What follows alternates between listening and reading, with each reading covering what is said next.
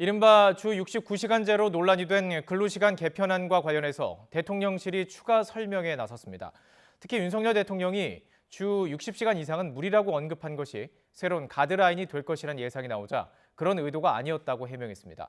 여론 악화에 거듭 진화에 나선 모습인데 취재기자 연결해보겠습니다. 박소정 기자.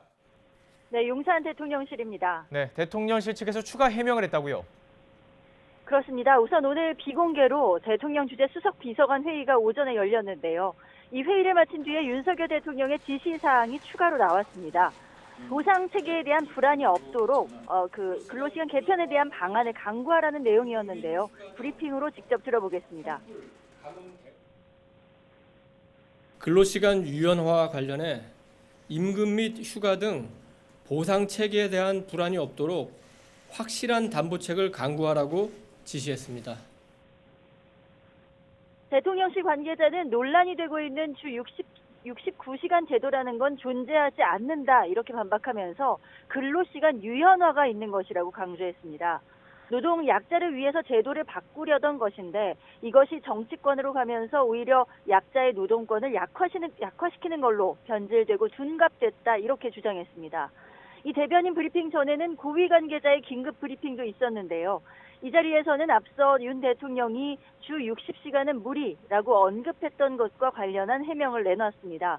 앞서 안상훈 대통령실 사회수석은 지난 16일 브리핑에서 윤 대통령은 연장 근로를 하더라도 주 60시간 이상은 무리라는 인식을 가지고 있고 적절한 상한 캡을 씌우지 않은 것에 보완을 지시했다 이렇게 밝혔었는데요. 이를 두고 주 최대 69시간 노동을 60시간으로 줄이려는 방침이라고 해석이 됐는데 그런 가이드라인을 제시한 게 아니라는 겁니다. 이 관계자는 그만큼 일하는 것 자체가 힘들지 않겠냐는 개인적 생각을 말씀하신 것이었다며 상한선을 두는 게 적절하지 않으면 굳이 고집할 이유가 전혀 없다고 강조했습니다. 그리고 다양한 의견을 수렴하겠다고 하신 말로 이해해달라 이렇게 덧붙였습니다. 대통령실은 이와 함께 개편 방향은 세계적 추세에 맞춰서 근로시간을 줄여가자는 것이라면서 불가피할 경우 최대 주 69시간을 일하는 주가 있다면 다른 주에는 근무 시간이 적게 되기 때문에 오히려 전체 근무는 줄어들 수 있다 이렇게 설명했습니다.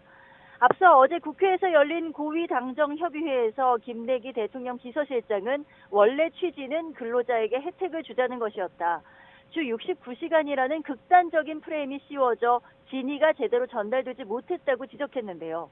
대통령실에서 연일 근로시간 개편과 관련한 여론이 부정적이라고 보고 해명에 안간힘을 쓰는 것으로 보이는데 좀처럼 시원한 해명이 되지는 않는 상황입니다. 지금까지 용산 대통령실에서 YTN 박소정입니다.